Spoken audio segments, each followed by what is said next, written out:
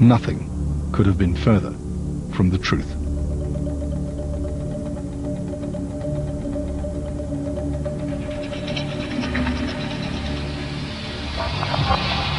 I got the children ready for bed and put them into their bunk beds.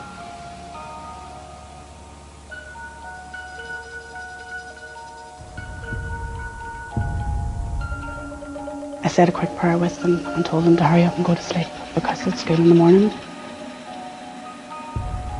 The army agent Brian Nelson had found the loyalist murder gangs a new IRA target, or so he thought. When we said goodnight, give us a kiss and hug, and she left the room and went back downstairs.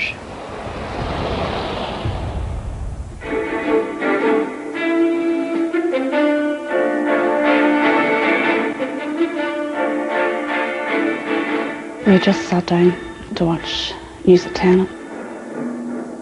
The Soviet spy satellite, probably nuclear-powered, is falling to Earth. 11 soccer fans cleared the police fabric. And just as I sat down, there was a loud, horrendous thundering noise.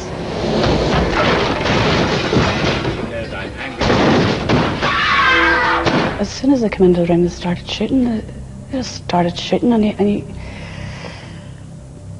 you just feel you're in the middle of a nightmare, that you're going to wake up any second. This just cannot be happening. I lifted the vacuum cleaner and caught one of them on his arm. And he brought the gun up and put it to my head, just more or less between my eyes. Terry screamed to me. He just screamed. It was just pain.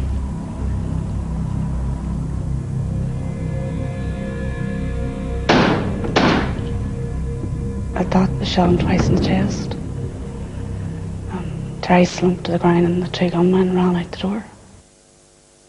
Terry McDade, aged 29, and a father of 2 young girls, had been mortally wounded. I got up out of the bed and went down the stairs, and I turned to the living room, but I seen my daddy lying on the floor. His eyes were closed and there was lots of people in the room, but I couldn't really see the people in the room. I was just looking at my daddy.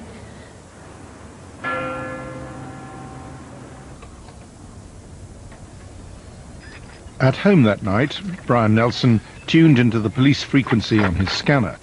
What he heard sent him into a panic. I think basically he panicked because he phoned his handlers on a number of occasions that night. But what was his concern? I think his concern was that they shot the wrong man. As a result of his targeting? Yes.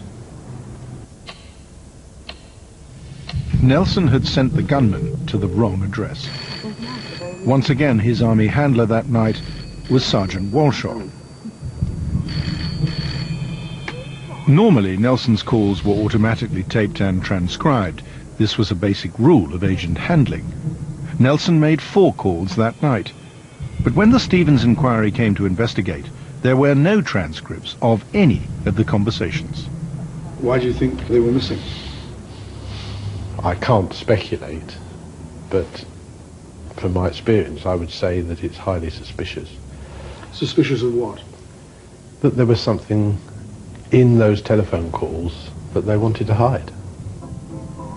Sergeant Walshaw did nothing to allay those suspicions when she was interviewed by Detective Sergeant Benwell under caution. When you asked why on such an important occasion there was no transcript of any of the 4 calls, what did she say?